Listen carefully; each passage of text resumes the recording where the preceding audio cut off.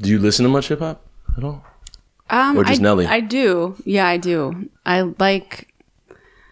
wouldn't say I'm like well versed in hip hop or know a lot about it, but I love like Anderson .Paak and Isaiah Rashad, and I listen to some Kendrick and stuff like that. Listen to some Kendrick. Some Kendrick. I listen to some Kendrick. Yes. Some Kendrick when it's the right time. Yes. Isaiah Rashad. Mm-hmm. Never heard. He's. I don't know where he comes from. I can't tell you about him, but yeah, an old roommate of mine was super into hip hop, and she introduced me to some. I don't know if you'd call them like underground, but people you wouldn't necessarily hear on like go. Is it 96.3, 95.3? 95.3. 95.3. Yeah. Mm-hmm. I guess that is the KMOJ. People don't really know about that anymore. KOMJ? KMOJ. Mm-hmm. It's like the black radio station. Okay. It's 89.9 KMOJ. I think it is, yeah. I'll check it out. Anyways, so now that we've started, what's your name and what do you do? My name is Anna Stine. Mm-hmm. Wow, that's a big question. What do you do? Yeah. So it's a trick question. I live. I write music. I play music. I eat. I hang out with friends. No, but I guess if I would sum it up, I'm like a recovering music therapist turned chasing the dream to be a musical artist. You used to do music therapy? Yeah. What? Yeah. Holy smokes. For how long? Let's see. I got my board certification in 2016. Okay. And then I worked at Regents Hospital for about 3 years. Oh, for real? Doing that. My sister worked at Regents for a little bit. No way. What's your sister do? Occupational therapist. She worked with people. It might have been Bethesda. I forget. But she worked with people with TBIs and, just trying to rehab people back into, society after like a traumatic experience. Yeah. OTs are amazing. They like do it all. Yeah. Mm-hmm. Yeah. So at what point did you say music therapy? Probably not for me. Well, I kind of started dipping my toes into performing, and I was always writing songs and played in bands in college, and it kind of got to the point where like on my breaks I was going to write a song or like play the guitar or like dreaming of playing shows, and I just felt myself slowly being pulled away from that passion into writing and performing and connecting to people with music outside of hospital rooms, and it's kind of a gradual getting burnt out and then realizing like that's okay to be burnt out. You just have to acknowledge it and let that go, and it's still part of me. Yeah, it's almost like a relationship. It's like we had our time. Yeah, we did, and maybe we'll get back together in the future. Give him hell. Might see you down the road. Yep. Thank you for all you've done for me. Were you sad to leave music therapy? Yes. Damn. It was like a breakup in a lot of ways. Wow. Okay. And not just because I think what you do becomes part of your identity. Mm-hmm. And the thought of not doing that anymore. And I was afraid it was going to take away that part of me and that part of how I relate with music. And it took me a while to realize that just because I'm not doing it anymore doesn't mean I'm not a music therapist. It just means the way that I use that knowledge is channeled into a different way. Yeah. And also, I mean, like, you can call yourself a music therapist. I mean, you went to school for music therapy, obviously, right? So, I mean, just because you don't have the job doesn't mean that you're not a music therapist. Yeah, exactly. You say you're from Cincinnati? Cincinnati, Ohio. Cincinnati. There is a street in Cincinnati called Mad Anthony Street. And I had never seen another street called that in my life. And that perfectly summed up Cincinnati for me. Because I remember I was on tour and I went to this big venue. It was huge. I forget the name of it. And there was like, some white people there. And we were looking outside and there was just cop cars going by. It just looked like something out of a movie, like, The Crow or something. Mm-hmm. And I said, what happened here? And he's like, oh man, yeah. There was like this cop that shot a black dude like a few years ago or some years ago. And there was a big riot and nobody cleaned up. And I was like, what? And I was like, oh. Hello, Cincinnati. Yep. And then I see the street called Mad Anthony Street, and I'm like, this is a place where only the strong survive. And that's my naive impression of Cincinnati. But correct me, because I'm clearly wrong. What is Cincinnati to you? Well, that's such a hard question because I grew up in like the suburbs. Got you. Out from the city, but when we would go into the city, I remember the narrative being like watch your back and be careful. And Yeah. I feel like it's kind of different in the Twin Cities, whereas in the Twin Cities, there's these big pockets. Whereas in Cincinnati, it's like one block, you feel all right. The next block, you're like, okay, I probably shouldn't be here. Yeah. And it's just a little bit more, what's the word? Stratified, tense, neglected. It's tense, yeah. Yeah. It's definitely tense. Okay. And there's like definitely gentrification happening to an extreme there right now, where this area called Over the Rhine is now all boutiques and cute breweries and bars and coffee shops. And then you go over and there's, neglected housing and people just not being cared for by the city or the government. And it's tough to see. What is the first mark of gentrification that you think when you see a certain thing? I have mine, but I want to know what yours is. Like the first mark you see something pop up and you're like, neighborhood's changing. I would say, maybe third wave coffee shop. Third wave coffee shop. What is a third wave coffee shop? It's like 5 watt. Okay. They roast their own beans and like if you order a macchiato, they look at you like you're a dumbass. And I think the second that, because a coffee shop could open up, and I've seen this happen in certain intersections, and then it doesn't really gentrify as quickly as you think it's going to happen. I think like it's really a wrap, like when a patina like store shows up, and it's sure. Oh, you can buy, pots here now. Like it's like, oh, it's done. It's done. Everybody get out. Yep. We're done. But also like when you see the price go up as well, it's like that'll be $40 for a planter. It's like, oh yeah, this is done. Yeah. Condo's coming. And the condos, once that happens, it's like it's all over. Yeah. One like theme I've noticed in your music, on the other side, just certain like phrases. Am I misinterpreting this, or are you talking about death a lot? I'm not talking about death. You're not talking about death? Then what do you mean by the other side? The other side is the other side of a dark season of life. Okay. And I preface that a lot in my shows. Well, sometimes I won't, because even if it was about death, I think it still rings true in some sense of like the other side when you aren't feeling that same pain, not necessarily dying, but like that song came out of a really tense season in my life when, I was struggling with some mental health issues and just waiting for it to be over. And because of that, nothing that was good in my life felt good. It was like even the things that were positive or the people who were supportive, like it's just that rabbit hole of like, just get me out. I don't want to see or feel anything in here. Yeah. So it's not about death, but maybe you could think of it as like I totally did. Symbolic death. But if I'm like playing a show and it's not the right crowd who maybe wants to hear about death, I'll like explain that. How can you tell if it's the right crowd that wants or doesn't want to hear about death? There's a lot of black in the room, like colors of clothing.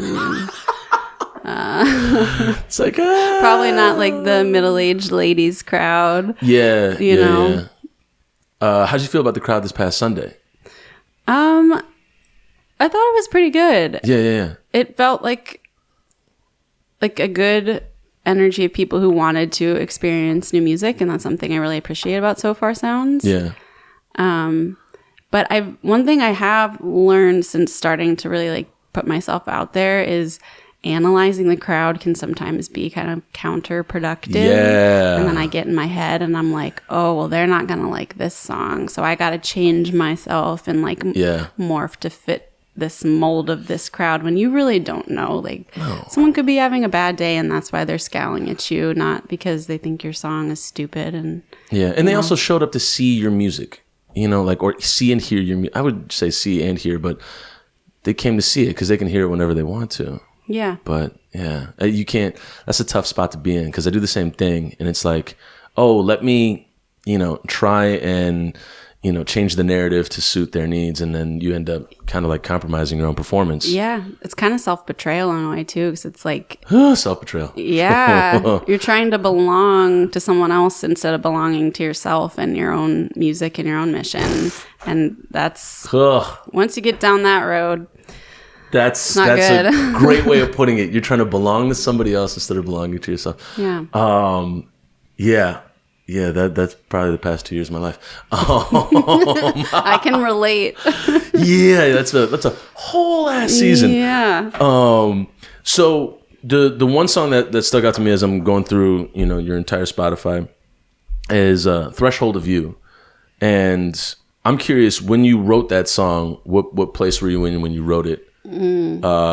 Doesn't have to get into details or specifics, but just if there's a potential season or time of day that you wrote it. Yeah. What was the space that you were in when you wrote that song? How do I say this without saying too much? Say as much as you want. Okay. Is the whole idea. I'm feeling like an open book today, so let's just dive into it. So, the past 2 years of my life have really been about, as far as interpersonally, diving into how I interact in relationships to other people and why I do. And a lot of that has been this struggle for vulnerability and closeness. And that song, I think, came at kind of the beginning of any revelation about that. I was acknowledging this. I was in this relationship and just couldn't let them in. And I couldn't let myself step over that threshold of, I don't know if you want to call it trauma or just walls up. And it was interesting. So I co-wrote that song with Robert Bell, who produced my album. We worked on that track together. And we came up with the chord progressions, and then I was working on the lyrics to the song and brought them back to him. And I expressed frustration, why can't I write a love song? Why are my songs about relationships always like this? Yeah. And he made the comment, well, you just haven't met the right person to write a love song about yet. Oh. And I didn't know it at the time, but that was kind of a foreshadowing of how that relationship was going to play out. Okay.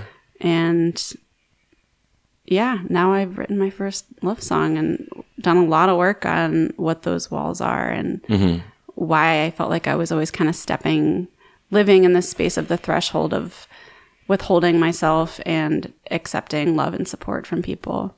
What's the line in the middle of the caught between the fear of losing you and what was it again? I keep getting caught in a threshold of you, stuck in between my love and fear of losing you. My stuck between my the fear of losing you. Yeah. That resonated with me when I heard that. I was like, oh God, I was like, I'm gonna turn this off and take a walk.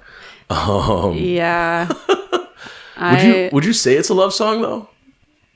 It's about love for sure. Okay. I would say it's about maybe not being ready for love, I guess.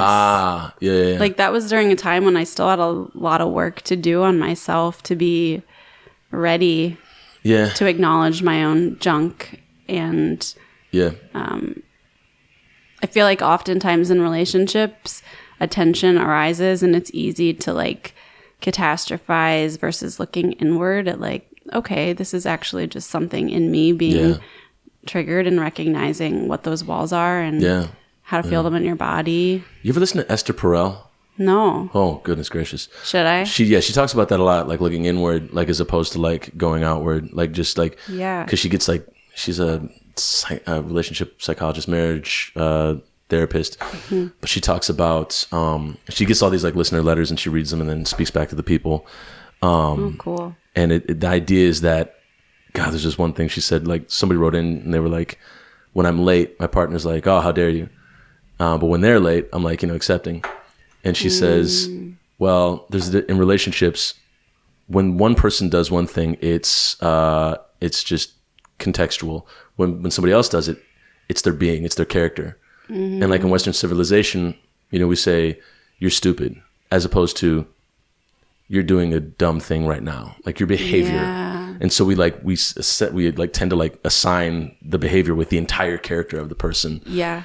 And that's a whole thing as well in relationships, when you don't go inward and you go outward, but not just go outward, but you assign the whole thing to the person. Yes. And then you get into you always do this, or you contempt. never. Yeah. Yeah, It's yeah. so easy. It's a slippery slope. Yeah. Conversations with my mother. Yes. So I looked on your website, and you have enough tour dates to give me like mild anxiety. Oh, I Like, have extreme do you anxiety. Do you ever look at it and you're just like, one city at a time? One city at a time, for sure. No, I have been very anxious this entire month. Mm-hmm. And my dear partner, David, has just Just toughing it through. toughen it through. Hold on, David. Hold on. Just hold on. We're almost there. I feel like now that I'm leaving, though, the anxiety has kind of gone away. Like it felt more like this anticipation of leading up to it. But I did not intend to have 18 dates. Like 10 was my goal. And then they just kind of kept rolling in, and they were in a row and good opportunities. And What's the furthest you're going to go out? so it's all the way down to Austin, and then we're going around up to New York City is the last. Are you playing show. South by in Austin? No, it's called the Townsend Listening Room. I think it's a newer venue. And then I also have a So Far show there. Okay. Mm-hmm. That's dope. And you're not playing any shows in New Orleans? I Or am. Are you? You I are? am. Yep. Okay. Yep. The Carnival Lounge with a buddy of mine who lives down there, Jeff Krause. Oh, my goodness. How long are you in New Orleans for? Just like a day and a half. That's enough. That's enough. No, it's not. What? No, it is. It isn't. It really isn't. But here, look.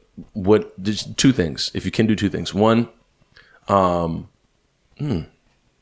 could maybe play a show at Peaches Records on Magazine Street. Okay. I know the people that own the place, but you got to stop by Peaches because it's one of the like mecca record stores in New Orleans, and it's like it's still alive. It's been alive. I mean, and they just cool. they have worked so hard to keep that damn place like just going. And then two is Camellia Grill, and that is the place with the best grits on earth. Okay. I don't know how you feel about grits. I like grits. I Okay. can eat grits. I Okay. don't love grits. But I plan to move to Don't need to. Nashville, so I think I should probably get into grits. Yeah, you should. You should. Okay. In Nashville, I don't know Nashville that well, but I do know that, I mean, it has kind of Southern comfort to it, right? But it's also like, is there like a plasticity to it? Like, because it's a very like tourist town. Yeah, so Nashville's an interesting thing. So my parents started their life there. Okay. And my brother was born there, and then I was born in Knoxville. So Nashville's always been a place that we visited. And I've lived there, and it has this, what'd you call it? Like a plastic layer to it for sure. But if you get into the hole-in-wall spots and kind of go off the beaten path, like the food is incredible. The meat and threes, just like the most delicious fried chicken and potatoes and comfort food you could ever find. Wow. Okay. Okay. I have to do it sometime, but I feel like, I think in Master of None, he takes a trip there and they like get into like all the chicken and the sauces and stuff. But since I've stopped eating meat, it's just going to be a thing. I don't know. Yeah. Yep, that changes it. So you leave today and then you move to Nashville. What was the idea behind leaving Minnesota and going? What was the idea behind coming to Minnesota? Music therapy. Oh, okay. Yeah, I came here. So you do your 4-year degree, and then you do a 6-month internship, and then you sit for the board exam. And integrative health and alternative therapies are well supported in the healthcare system here. So I came here to do the internship, and then I got like my dream job at Regents Hospital. I never thought I was going to stay in Minnesota. My mom actually suggested this internship, and I was like, Minnesota, it's freaking cold there. I don't want to go there. And I came and like just kind of fell in love with the city and got that job and stayed. But I've been itching to leave and also very sad to leave for a while now. Just I want to be closer to my family, and that's kind of going back to my roots, back to Tennessee. I was born in Knoxville, and I have a lot of connections there, and just kind of the idea is to rub elbows with the right people and start collaborating and go for it and see what I can do. Yeah, bumping into Jack White, get a record deal, and exactly. then boom. Boom. Dan Auerbach, come on. What's up? You're on the soundtrack for Love Actually too. There you go. Boom. Next year, goals. Well, okay, so as I'm listening to a lot of your songs, there are many, many different singer-songwriters that you sound like. What are the top 4 singer-songwriters that people compare you to? Because your voice has like a resonance with, I'm not going to say no names, but I'm curious, what I'm not, because some people get like offended. They're like, how dare you compare me to Counting Crows? And it's like, yeah, no, I meant it in the best way possible. He's amazing. Well, what are the top 4 singer-songwriters that people compare you to, or say you sound just like? Yeah, it's all over the map. Norah Jones has been one that I was compared to a lot. Okay. And I think when I started out writing music, it definitely had a jazzier tone to it, and you can hear that kind of in like Feather. I don't know if you heard that song on the album. I did, yeah. Threshold of You has a little bit of a jazzy tone, yeah. It's got a little jazzy. Kind of like you walk into like a speakeasy, yeah. Yeah. Joni Mitchell is one I get a lot. That's great. I don't really see that, to be honest. When people say it, I'm like, oh, that's a huge compliment. I don't know if they mean maybe more like my voice than the writing. Well, when you do the thing, like you kind of trail off sometimes. The second song you did, you said I blacked out. How did that go? You do the... You kind of just... You go all over the place, and it's kind of like it's taking it... Joni Mitchell does that all the time. Mm-hmm. Like, I mean, she does that here and there, not all the time. But like, that's the one thing I could think of that you know people would find parallel. Yeah. So Norah Jones, Joni Mitchell.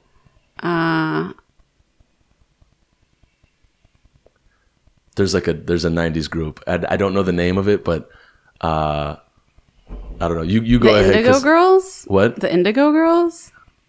Maybe. Well, I'm curious to hear yours. There's a song, I forget the woman that sings, like, these are the days. Do you know who that is? No. Oh my God. It's from the 90s. I think it's not, it might be Indigo Girls. It could be, it's like somebody that clearly probably played at Lilith Fair when it was going back in the day. But I would say Indigo Girls, and then I'm trying to think. We only got 2 from you. You give me the other 2. Okay. Indigo Girls, and then I would say, no, not Katie Lang. I have gotten that. Okay. All right. Mm-hmm. Okay. We got a third. Mm-hmm. What is that damn artist that sings that? It's everything. No, I'm gonna remember it at some point, and I'll put it in the like description below. The thing that Tucson couldn't remember. But Katie Lang, Indigo Girls, Norah Jones, Joni Mitchell. We got 4 at least. But there's so many different like I don't know like 90s ish like singer songwriters or early 2000s. Somebody said Ingrid Michaelson when I was showing them to you. When I was showing you to somebody else. They're like, oh, it sounds like Ingrid Michaelson. I was like, I don't really hear it, but... Yeah, it's hard to...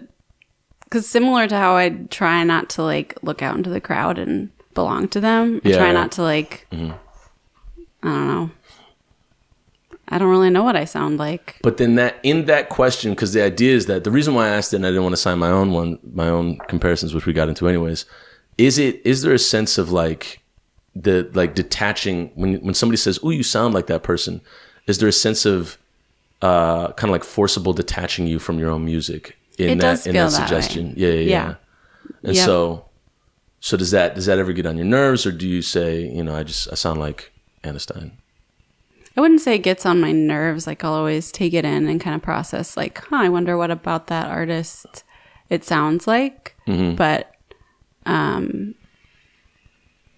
When people come up to me after a show and say that, it's not as like meaningful than if they say like, this really resonated with me or like something more specific about the actual experience of the music versus like associating who it sounds like. In going to school for music therapy, is there something to us having to categorize music or having to what does your music sound like? Oh, it sounds like this and this. Like when you send your stuff into College Music Journal, you have to put like 3 different references that you sound like, which is like, it's just like, like, here's my heart. Like, like just butchering yourself. Yeah. Just putting it into a box. Yeah. Well, what is that about us? What is that about people that you think that we need to categorize music? And that's a great question. Well, I think music for us is a huge piece of our identity, no matter who you are, where you come from. Like the type of music that you listen to connects you to a community, to a group. It kind of puts you into a box and allows you to say something about yourself when you listen to that music or express that kind of music that you like. I don't know. I think it has to do with identity. It's our musical identity and the way that we relate to the world. And if we can't really pin something down, I don't know that it resonates as much. Like there's some research that shows that if the music that we're listening to, if we expect the change that happens, or if it makes sense or fits into a box of what our brain is expecting, it resonates more with us and kind of opens this container for more of an emotional response versus if it's like we don't expect it or it doesn't really resonate with what we're used to, it's harder to have an experience that's meaningful with it. Interesting. So we need like predictable music to have a meaningful experience with it. I don't think it's across the board, but there's enough data that shows that that's what creates that space for people to resonate. So then like, I don't know, that's one of the fun things about Spotify is like to like go on there and like listen to new stuff and like be like, okay, this is, I don't know what this is. Like, show me where you're going. Recently, what is some new music that you've gotten into that's kind of surprised you? That's kind of surprised you in listening to it or been like, oh, I'm going to add this to a playlist? Yeah, recently there's like these female artists that kind of have this electronic meets country meets Radiohead thing going on. Okay. What's the name of the group? What's her name? I want to like go find it on my Spotify because she's so good. Helena DeLand. And she puts out singles and now it's like this big collection. And it's like, I can't pin it down. Like one song sounds like a country ballad with like an electronic thing over it. And then one song has like a rockin', almost like now kind of vibe to it. And she just hops between all these different genres. And like to me, that shows incredible artistry. And I'm like, yes, hell yes, that's a talented artist to be able to weave in and out. But then also like there's certain songs like, I mean, even in Threshold of You, like there's a certain moment where it like turns up and there's like an electric guitar like like, and it's like it's a full on moment. Like whereas Helena, when you talk about her, like the idea is that, I mean, for me, it's like there's certain moments where you just want to like scream like into a mic or do a Radiohead song or do something like entirely different than what you're usually like used to doing. Has there ever been like a song that you've really wanted like just like screamo punk, or like have you ever wanted to rap, or have you ever wanted to do something totally different than what you do? Yeah, I'm very interested in making all kinds of music. I wouldn't say punk or rap. No. Sometimes when I get a little tipsy, I like to rap. But it's not. You start freestyling? It's not very good. Oh, that'd be dope. And a freestyling. That'd be dope as hell. No, but I would love to start a side project that has more electric guitar and synths and some different sounds. But yeah, that would be a lot of energy and a lot of extra time. So maybe when I'm like 40, I'll start like an all ladies electronic synth band. Yeah, there you go. A Helena cover band. Yes. How about that? Yep. So to wrap up before you hit the road, what, like you leave and you go to 18 different shows. What is it that you hope, like at the end of it, what do you think, how do I phrase this? What do you think, who do you think the person you'll be at the end of the tour? Who do you think you'll be at the end of the tour versus the person that you are now? Because I know going on tour, it can get tough. You know, there's not like the most healthy food available. There's not the most like healthy spaces available. You get a little dissociative, you know, like you're in a car all the time and it's moving. What do you hope for yourself at the end of this tour and then going into the next chapter in Nashville? Yeah. So going into the tour, I think there's a few goals. The first is to just kind of get used to that part of the country and playing shows and connecting down there. But I think also just to get more comfortable putting myself out there and getting more comfortable with vulnerability to crowds where I don't know a single person. Yeah. And learning how to, like, I'll bring it back to just belong to myself and to belong to my music and exercising that muscle of getting on a stage and feeling really nervous and fighting that urge to look outward and just rocking it because that's what I love to do. And the more you try and belong to the crowd, the less authentic and the less connective the performance is. So the goal is, I think, to just get better with that. And to learn a whole bunch of stuff about myself and how I respond to that kind of stress. And my prediction is you'll play at least like 4 to 5 extra shows. Really? Yeah. Because the advantage that you have that I've always wished that, I mean, that's so cool about what you do. And part of the reason why I reached out to everybody that did the show at 5 Watt is because you can show up with your guitar anywhere and just start like doing the damn thing. Like, and just like in New Orleans, I mean, you could do 2 extra shows like in the next like 5 hours if you wanted to, just because they provide the space for that. That's awesome. Yeah. But I mean, but that's, could be 5 extra shows, could be 5 less shows, who knows? But hopefully not 5 less. Oh man. So there's some shows where it's like you're going to it and you're like, I feel like it'd be a healthy choice if I just did not do this show today. Yeah. You know what I'm saying? Like preserve the energy. Like preparing for that. Yeah. There are a couple legs that it's a huge drive and then I have to play a show that night. Like Austin to New Orleans and then that night. Austin to New Orleans, my God. How long is that? What's the biggest leg that you have? Well, the drive today is going to be one of the longest. It's 12 hours, but I'm going home to Cincinnati and we're going to spend like Thanksgiving with my family and have nice. Some days to like reset, get the van organized. That's great. But the Austin to New Orleans, that's 9 hours and then I play a show and then I have one day in between and then I have an 11-hour drive to Savannah. Holy smokes. And that's one of those shows where I'm like, I don't know if this is worth it. Yep. Yeah. Yeah, no. And it's hard to know, though, because sometimes those shows you show up and something, that magic happens that you weren't expecting, or you make a connection, or, And it's a tough question to ask yourself, is this show worth it for me? Yeah. I mean, you want to say yes to all of them, but it's tough because it's like, if I say no, am I then the artist that I think I am? You know? Like, am I really down for this whole, delivering music to people thing? Yeah, that's kind of, it speaks to, I think, an unhealthy aspect of being an artist where we feel like we have to just like nose to the grindstone every single day, never rest. If you rest, you're not going to make it. And I've been working to kind of fight that in myself and acknowledge that if we don't rest as artists and if we don't say no to things and we don't listen to our bodies when we're feeling like we need to take a break, you're just going to burn out and then you're not going to have that resilience to keep going. True. So I'm trying to get better at that, but it's hard. Yeah. Well, I mean, you'll obviously learn a lot from this tour, and best of luck on it. And I look forward to seeing what music comes out into the next chapter after this tour, because I'm sure it'll influence that. For sure. All right. Safe travels. Thank you for having me. No problem. See you next year, next decade. Exactly.